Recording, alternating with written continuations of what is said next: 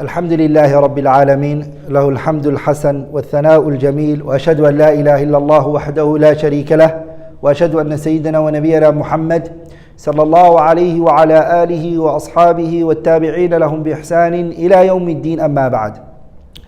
Today inshallah ta'ala in between the tafsir of the ayatu al-Siyam, I felt there was an important topic that I want to bring to many people's attention, and it's been a question that I've been asked by many people multiple times, and I inshallah ta'ala believe that the first person who's going to benefit from it is myself, and also inshallah ta'ala every one of you bi'idhnillahi al-kareem will benefit from it, especially if we take these points into implementation, yani we follow them and we do them, inshallah ta'ala. It will benefit us a lot. I'm going to give you all inshallah ta'ala a schedule that you can all follow through the remaining days of Ramadan. If you believe that Ramadan has come and I haven't done as much as I wanted to do, I didn't benefit from it as much as I wanted to, I want to tell you inshallah ta'ala you still have many good days left for you inshallah ta'ala to rectify your situation. So I'm going to give you a routine of what you should be doing every single day in Ramadan. I would encourage everyone to take a note down, because I will be mentioning practical steps of what you should do and what you should be saying inshallah ta'ala. As you know, in Islam, the night comes before the day. So the schedule will start from the night and then we will go through the day inshallah ta'ala. So the first thing that inshallah ta'ala is the person, he prays Salatul Tahajjud. Salatul Tahajjud is the night prayer, Qiyamul Layl, the middle night prayer that the person prays. Even if it's just 2 rak'ah, you wake up and you pray the Qiyam or the Tahajjud, you pray it. Allah Tabarak wa Ta'ala said about the believers, أَمَّنْ هُوَ قَانِتٌ آنَاءَ اللَّيْلِ سَاجِدًا وَقَائِمًا يَحْذَرُ الْآخِرَةَ وَيَرْجُو رَحْمَةَ رَبِّهِ قُلْ هَلْ يَسْتَوِي الَّذِينَ يَعْلَمُونَ وَالَّذِينَ لَا يَعْلَمُونَ إِنَّمَا يَتَذَكَّرُ أُولُو الْأَلْبَابِ. So Allah Tabarak wa Ta'ala, He tells us, those who are what? أَمَّنْ هُوَ قَانِتٌ آنَاءَ اللَّيْلِ. In the middle of the night they wake up and they are sajidan, they are in prostration, waqa'iman, and they are standing. They are remembering the hellfire and they're scared to fall into it, and they are hoping for the mercy of Allah subhanahu wa ta'ala.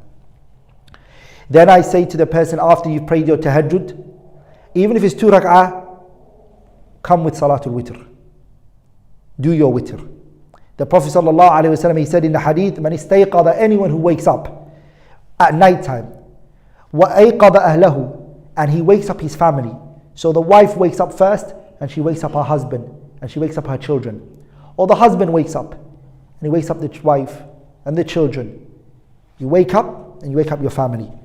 فَصَلَّيَا, and they all pray together. رَكْعَتَيْنِ, they pray 2 rak'ah جَمِيعًا together. It will be written for these people مِنَ الذَّاكِرِينَ اللَّهَ كَثِيرًا وَالذَّاكِرَاتِ. رواه أبو داود والنسائي وابن ماجه.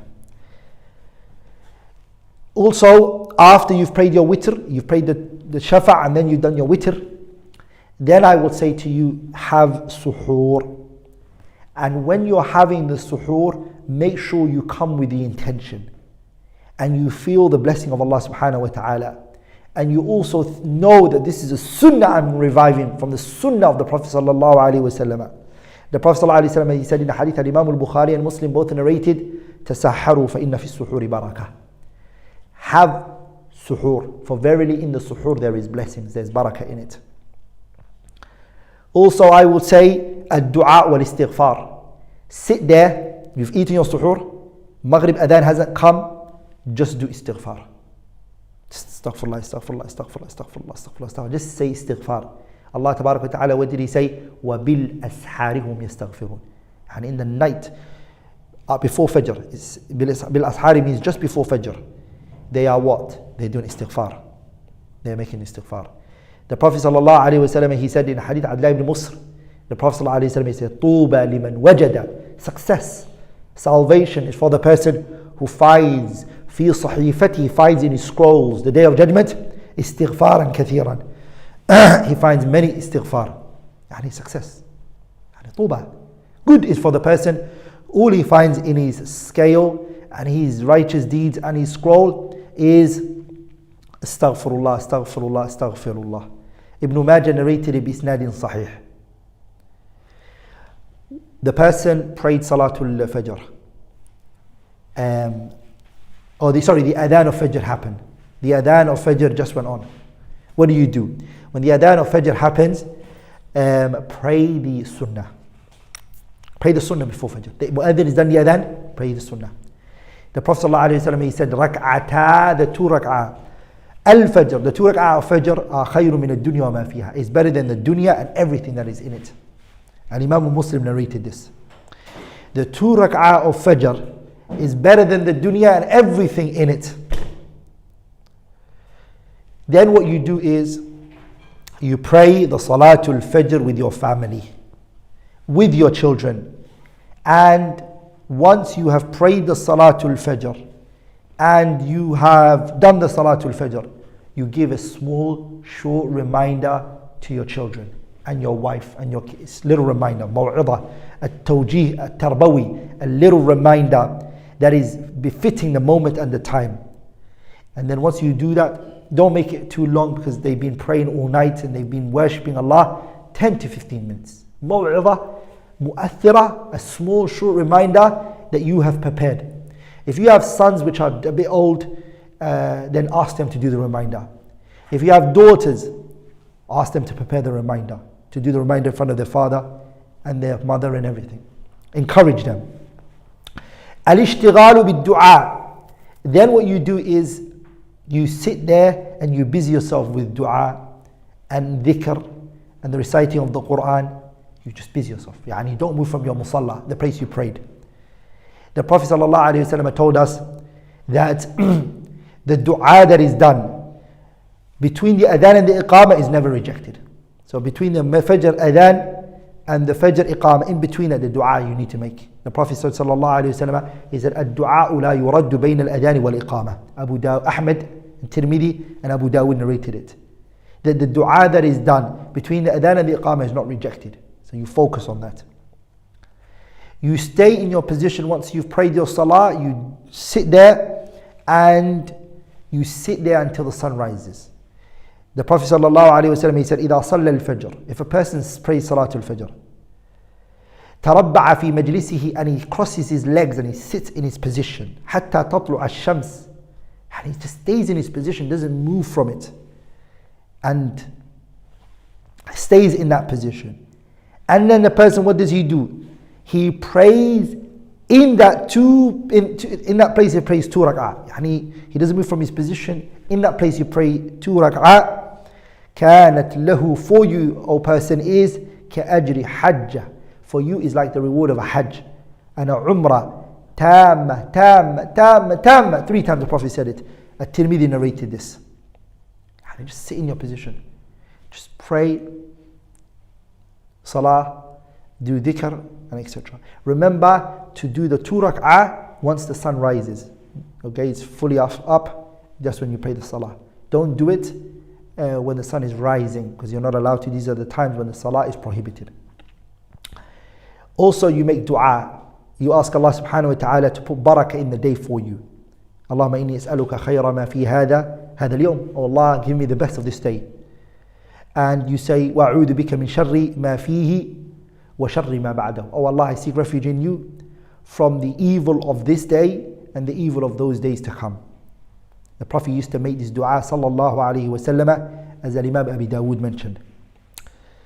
Also, you have a good intention for the whole entire day. And your intention is pure. Your intentions is al-khayru, good, the whole entire day. That's your intention. That's your niyyah.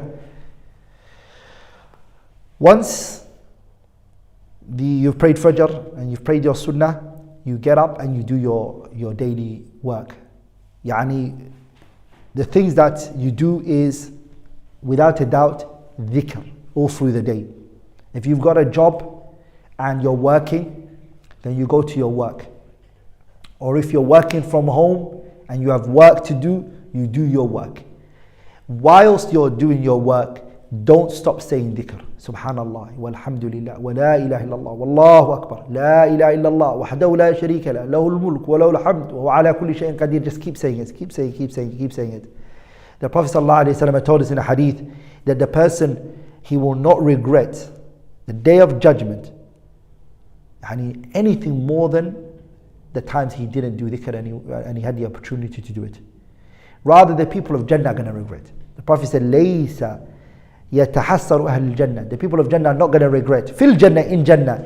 إِلَّا عَلَى سَاعَةٍ مَرَّتْ بِهِمْ وَلَمْ يَذْكُرُوا اللَّهَ تَعَالَى فِيهَا. They're going to regret in Jannah, the times that went by and they didn't remember Allah subhanahu wa ta'ala. Also, I will encourage you that day just to give sadaqah. Just to give sadaqah.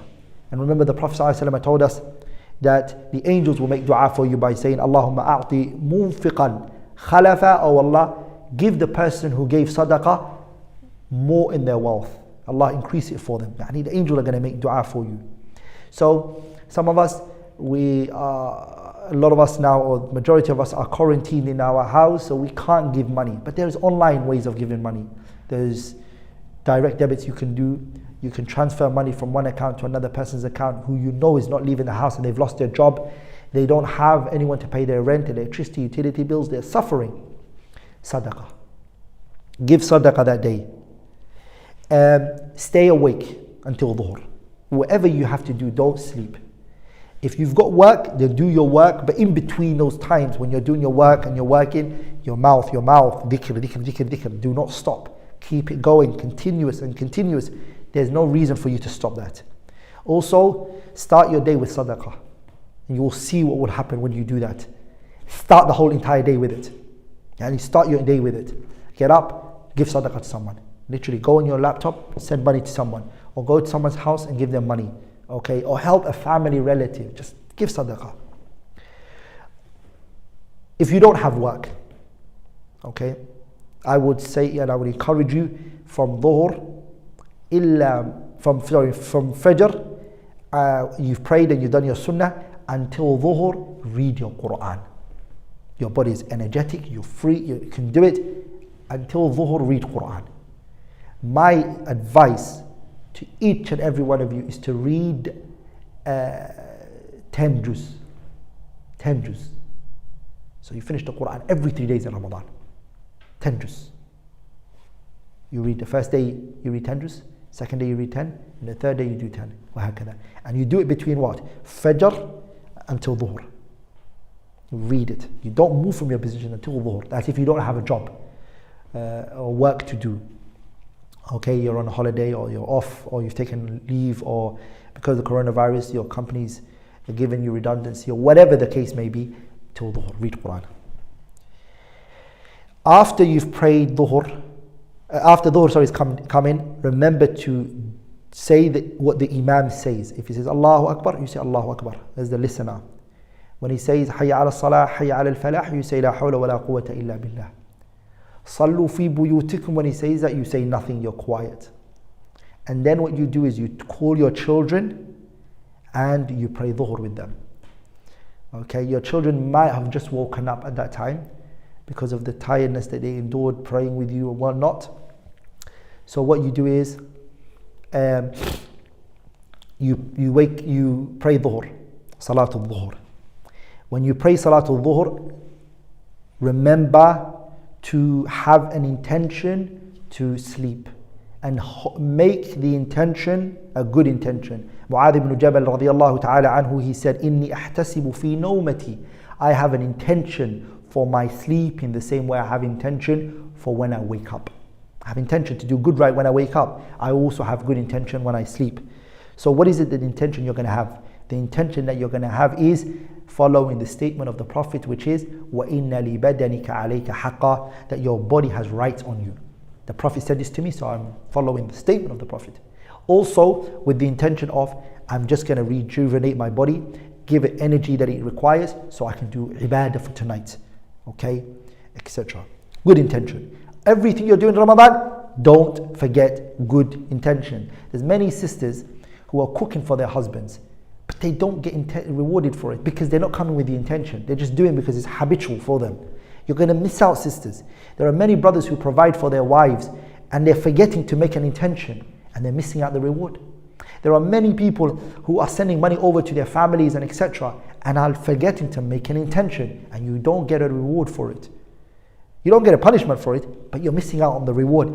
And in Ramadan, every reward that you do is multiplied, and this is what you want. You want the reward a lot, so don't miss out. Don't let shaitan make you forget.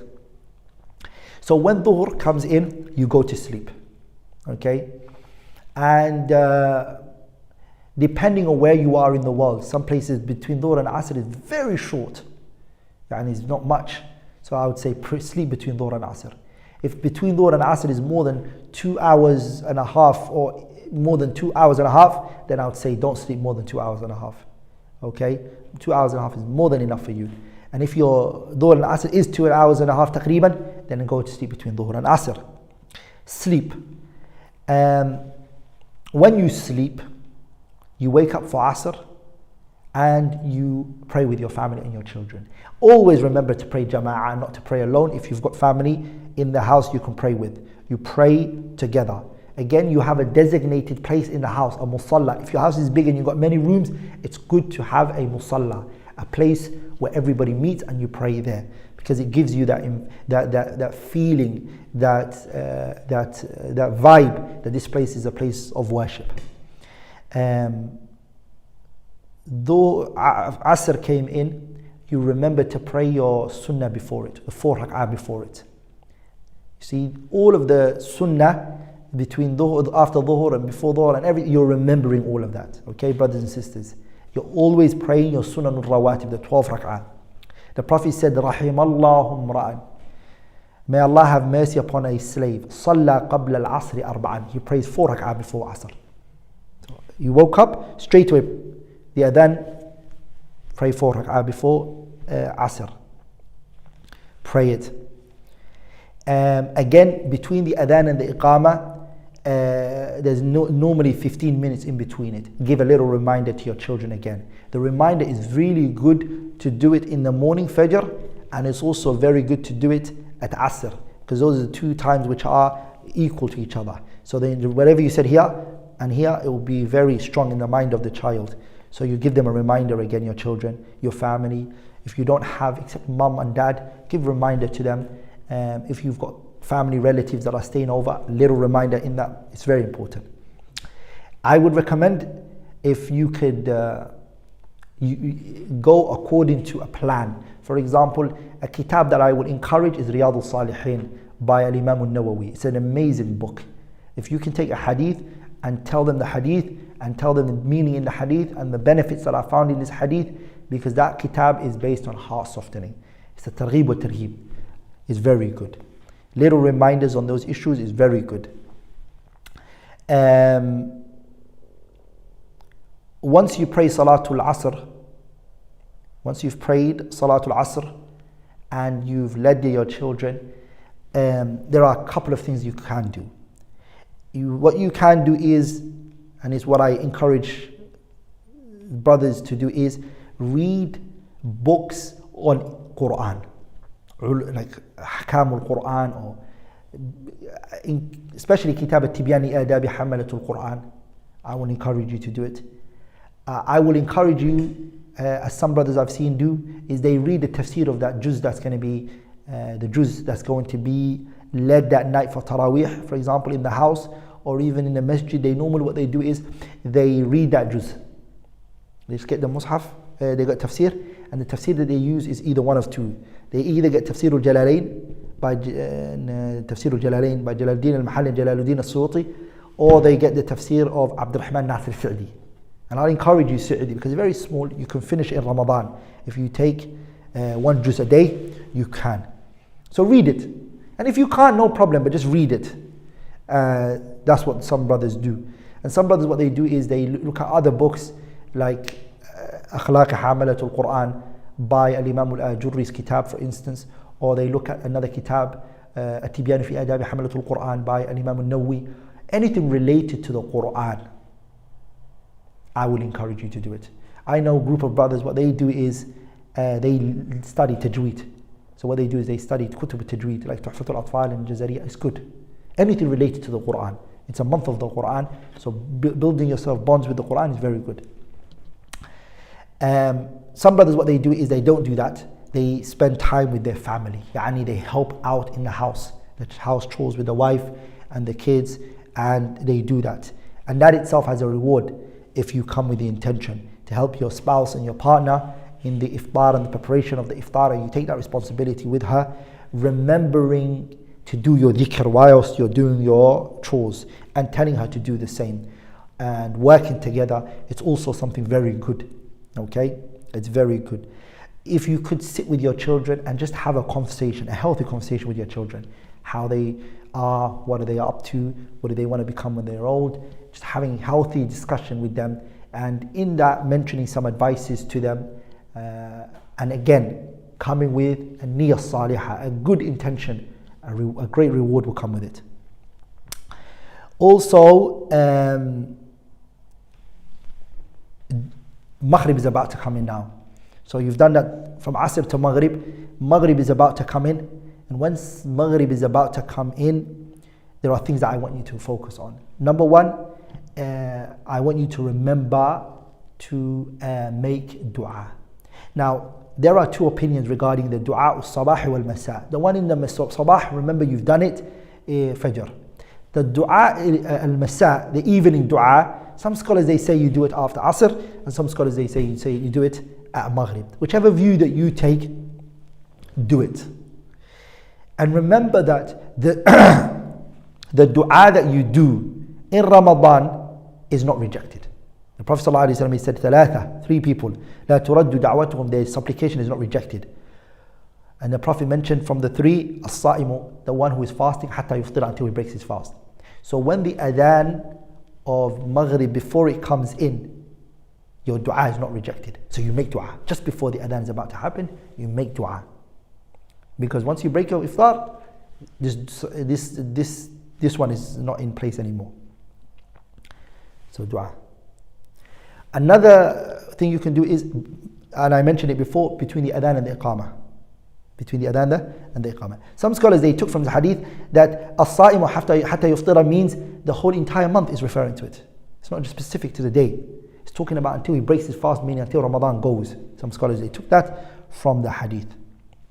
The sun set, you broke your iftar with the family, you've had that moment with your family, you pray Salatul Maghrib. This is one thing I want to encourage brothers and sisters, and that is something important I think you need to take on board. And that is, some people, the adhan comes in. Salah adhan comes in, and they sit around still making dua. 5 minutes goes by, they're still making dua. Then 10 minutes goes by, they're still making, and they haven't broken the iftar. And that's not good, that's wrong. We have to hasten the iftar. Stop what you're doing, eat. Okay? Eat date straight away. And also drink water. I encourage you to do that, inshallah ta'ala. Once you do that, this is my personal advice. Personal. If you think it's sensible and it applies to you, then take it. And if not, no problem, inshallah ta'ala, you can reject it. I would encourage you all just to have a date and a water, best, before the salah, and not to eat too much. Just take a date and water and stand up and pray.